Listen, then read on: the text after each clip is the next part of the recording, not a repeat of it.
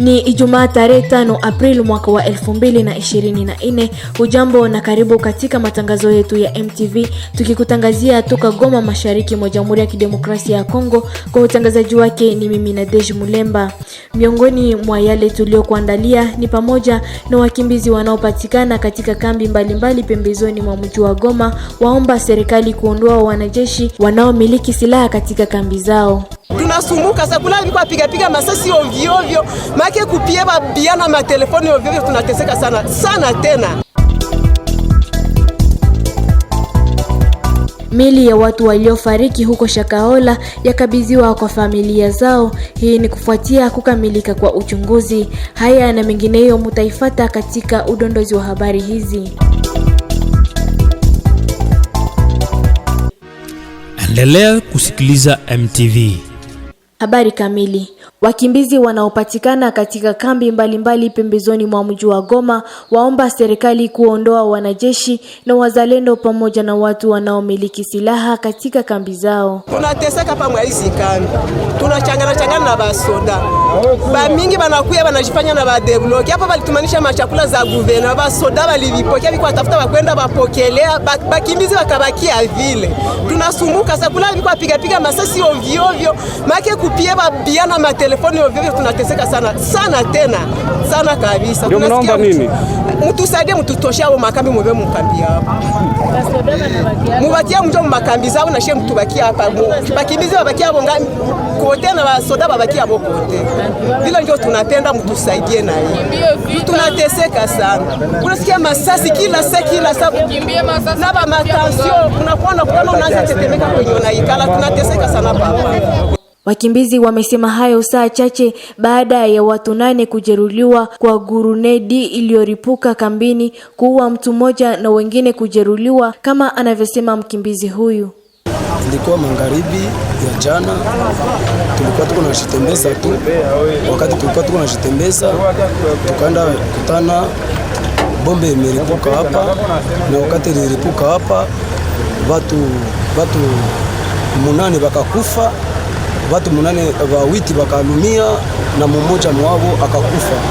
Na kwa hiyo tunalomba kwa wakubwa wa nchi watuletee amani mwinji juu turudie kwetu, na wengine watutushe basoda muka, sababu tulikimbia masasi, atuzipenda masasi tena itukutane tena mungambi tena. Yaani wanajeshi wako ndani ya kambi? Ndio kabisa, wanapita kila mara wanapita, na tunazihitaji vraiment wakubwa watusaidie, kama watakuwa salimiana wakuye bila teni, wakuye vile bila arme yoyote, na pale ndipo tutapata amani ndani ya ngambi hii. Tunasikia vile kuna tatizo la maji. Ndio kabisa, tuko na tatizo ya mingi sana ya maji. Tunakosa maji kabisa, na mabashi tunakosa, badeplase wanakosa kama watakuwa nalala wapi. Vraiment iko nani usiku, na njala ni ya mingi sana mwa ngambi ya Shabindu Kashaka. Tunateseka sana vraiment, wakubwa watusaidie na chakula, tuone kama nasie tutaishi mzuri kabisa. Kufuatia kisa hicho, gavana wa Kivu Kaskazini Peter Chirumami ameendesha mkutano wa usalama wa dharura katika kata la Mugunga. Ndio tulifika kwani jana usiku masaa 2 tulipata taarifa kama kuna mabomu zilitoka kwa adui zilianguka Mugunga zikaua watu na wengine kujeruhiwa. Iliomba tufike sisi wenyewe tujue ni nini ilipita, na kwa hivyo tunazungumza na wakubwa viongozi wa makambi, wa chef de quartier na polisi, wanahakikisha kama mabomu hazikutoka kwa adui. Ilikuwa grenade moja iliripuka na mwenye aliripua alikufa. Sasa tunajaribu kutafutisha tujue ni nani, lakini watu walijeruhiwa ni watu 9 na mwenye alikuwa na yule grenade ndio alikufa. Na ile tulikuja tuhakikishe raia isikuwe na oga zaidi kama ni bomu zilitoka kwa adui, na kuomba watu wanaomiliki silaha kuepuka kutembea na silaha zao mjini. Kuna mikataba fulani tulichukua, kuna maazimio fulani tunapatia watu, na kuna masharti kila mtu anapaswa kudhibitisha kufatana na ile kuripua risasi kila siku. Kama APSLS ni chama moja ya wazalendo, ametoa oni kwa watu wake kama hawapashwi ingia ndani ya tauni na silaha, na hata wakaingia wanapaswa kujua wataacha silaha wapi na wajue muda watakuwa nao ndani ya tauni. na ile yote inatakika kwa malida wote ya wazalendo, hata na kwa viongozi wa askari wa jeshi na polisi. Kwa sasa mji wa Goma inashuhudia milipuko ya risasi na ukosefu wa usalama kutoka kwa watu wenye silaha.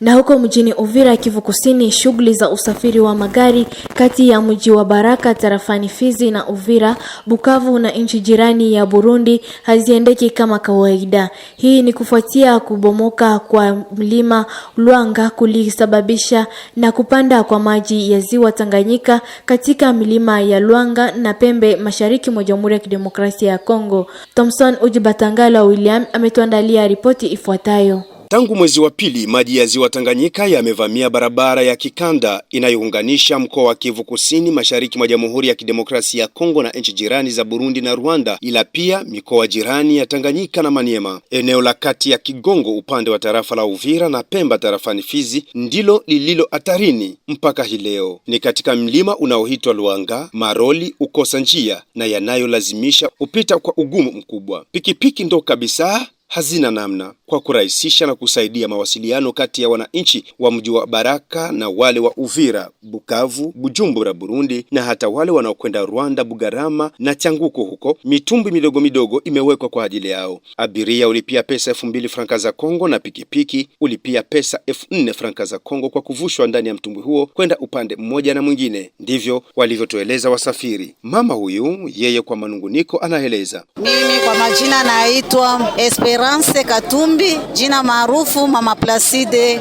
naikaa kwenye Kanzele pale. Barabara ni mbaya sana tena sana, maana yake ni kutoka hapa kufika kule, watu wanatembelea moto ni kidogo tu, kisha munaingia tena kwenye mtumbwe, njoo munaendelea na safari, lakini njia inaharibika kabisa, hakuna gisi, na watu wa kule wanajitahidi hata kukata kwenye njia ya juu kwenye kilima, lakini haiwezekani kabisa. Luanga yote hakuna gisi ya kupita kabisa. Huyu hapa ni mchuhuzi wa nguo za mtumba kutoka Burundi kuingiza tarafani Uvira na Fizi, haswa katika makambi ya wakimbizi Warundi. Anaeleza zaidi sisi wachuruzi wa biashara kidogo, gisi ya kufika Makobola tunakuwa peleka mango kidogo kidogo, tunauzisha kule, hakuna njia. Watusaidie, watutengenezee, watufungulie njia, watusaidie kabisa. Tunalia kwa gouvernement yetu, tusaidie pate njia tunde rahisi, tufanye kisa faka mchuruzi ketu kidogo kidogo kule. Mzee huyu tumekutana naye akitokea katika mji wa Mboko unaopatikana kwenye kilomita 49 kusini mwa mji wa Uvira. Kilio chake ni ukisema upite ya mguu, kama hauna uwezo wa kulipa pesa,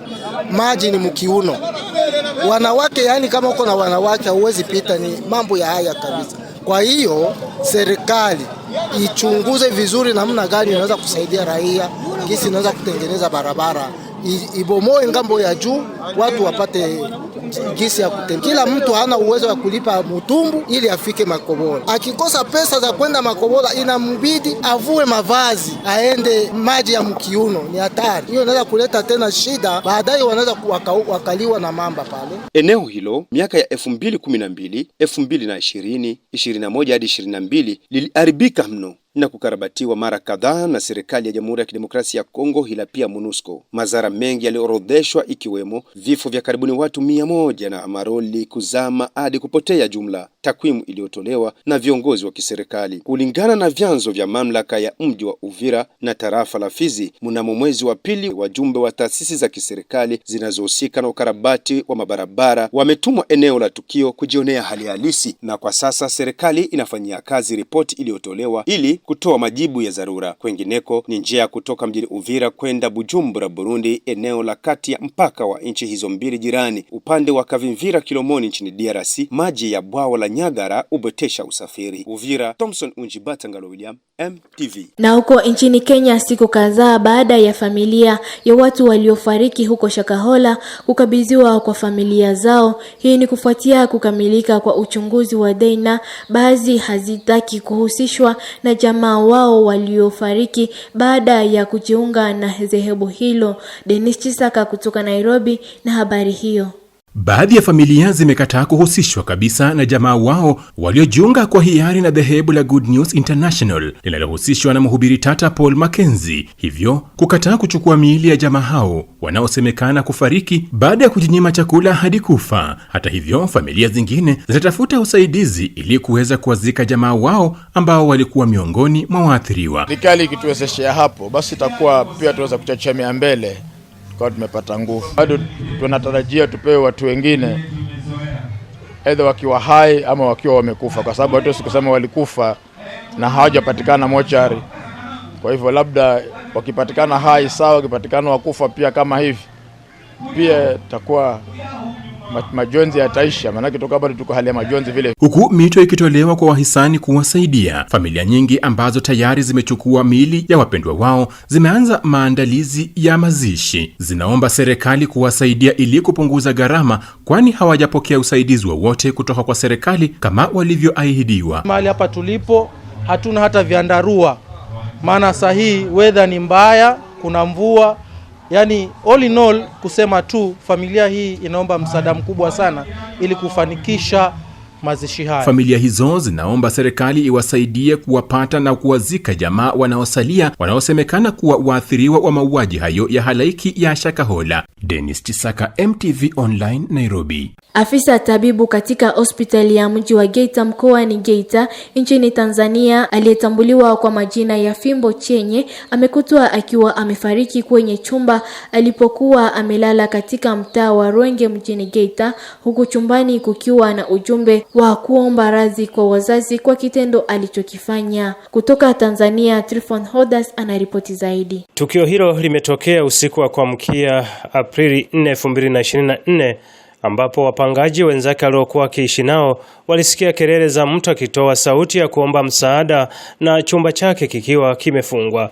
Barozi wa shina namba 3 kwenye mtaa huo, Marco Madoshi, amesema baada ya polisi kufika kwenye eneo la tukio walivunja mlango na kumkuta marehemu akiwa chini ya uvungu wa kitanda na kukiwa na dawa zilizopondwa pamoja na sindano ambayo ilikuwa haijatumika. Kwa na dawa fulani ambayo ni ya hospitali na sindano ilikuwepo pale, hakuitumia, lakini wakagundua kwa kamemo kameandikwa kwamba baba unisamehe katika tukio ambao nimeamua kulifanya. Sasa na mtu asichukuliwe tatizo lolote juu ya kifo changu. Basi tukacheki sasa, mapolisi wanaangalia, nafikiri hawakugundua mambo mengi sana. Walichokifanya sasa ni kumbeba maiti na kumpeleka mochari. Baadhi ya mashuhuda wamesema huenda tukio hilo likahusishwa na msongo wa mawazo ambao pengine ulikuwa ukimsumbua afisa tabibu huyo ambaye alionekana mara nyingi akiwa na upweke katika mazingira hayo. Hata hivyo, mganga mfawidhi wa hospitali ya mji wa Geita nchini Tanzania, Daktari Thomas Mafuru, amekiri kutokea kwa tukio hilo na kwamba marehemu alikuwa akijitolea kwenye hospitali hiyo kitengo cha wagonjwa wa nje OPD, na kwamba uongozi wa hospitali umeshtushwa na taarifa hizo, kwani marehemu alikuwa mzima siku moja kabla ya tukio na alikuwa akiendelea na majukumu yake kama kawaida. Mtumishi huyo alikuwa anaendelea kufanya kazi kila siku. Maana alikuwa haumwi wala alikuwa hana changamoto yoyote. Lakini ni jana hiyo nilikuwa kwenye chumba ambacho alikuwa anatibia. Kaonana naye, alikuwa anaongea na wenzake, wanapiga story. Alikuwa tu vizuri. Wala alikuwa halalamiki kwamba labda pengine anaumwa au ana shida yoyote. Imetokea tu ghafla. Kwa hiyo sisi wote kama watumishi wenzake tunasikitika.